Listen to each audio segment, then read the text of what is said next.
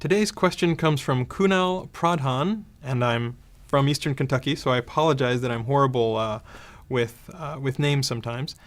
The question is, Google crawls site A every hour and site B once in a day. Site B writes an article. Site A copies it, changing the timestamp.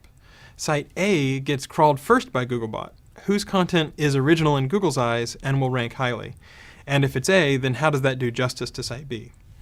So I could get into a lot of really interesting stuff about how to crawl the web. You know, if you really want to know about a signal, the Nyquist rate says you want to sample at 2 times that frequency, but the fact is you can always change a web page. So the whole idea, the conception of being able to crawl the entire web and having a perfect copy at every instant is a little bit flawed, because at any time we can only go and fetch a certain finite number of pages. If we tried to fetch them all, and our architecture could almost support that, then the web might crash from all of those requests.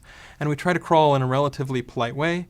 We also try to prioritize based on things like the page rank of a particular page, or maybe a site might have a lot of page rank. So the question is essentially, if A is getting crawled a lot, but the original article starts on B, what if A rips off B? Well, there are ways that you can help to guard against that. So for example, if you do a tweet, people will see it, people may link to it, and we may follow those links faster than we'll discover it on the other site. Another thing that you can do is you can hook up things like PubSub which will ping various places. There is a very limited amount in which we will use PubSub to help improve our crawl, and that might change over time. And that's a great way to sort of asynchronously say, hey, there's a new article or there's a new blog post. But let's go ahead and play with this hypothetical scenario. If A has copied your article and changed the timestamp, that's a little bit deceptive. It's as if they are claiming that they have written it.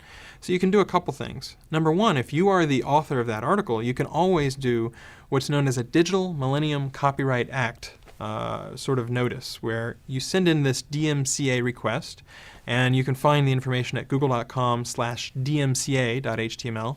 And basically what you're saying is, this site copied me, but I'm the original author. So this site can either counter-notify, which means they dispute that. They say, I wrote this page, which has some penalties to it if they're lying, or they can not dispute it and the stuff disappears off of the other site. So if someone's ripping you off, you can always do a DMCA notice. You can also, for example, if it's an auto-generated site and they're ripping off or scraping a bunch of people, you can also do a spam report, because that's not a high-quality site. That's not the sort of thing that we want to have within our index. But let's just play it all the way out to the corner case. It is in theory possible that we will find an article on one site before we find it on the other site. And so, it is definitely the case that we try hard to find out who's the original creator of a particular piece of content, but I wouldn't claim that we're perfect. We do as much as I can think of to try to figure out what are the ways that people can indicate that they wrote the content. And in fact, in Google News, we just introduced a couple new tags almost as an experiment to see how well it works, to sort of say, here's the original author of this content.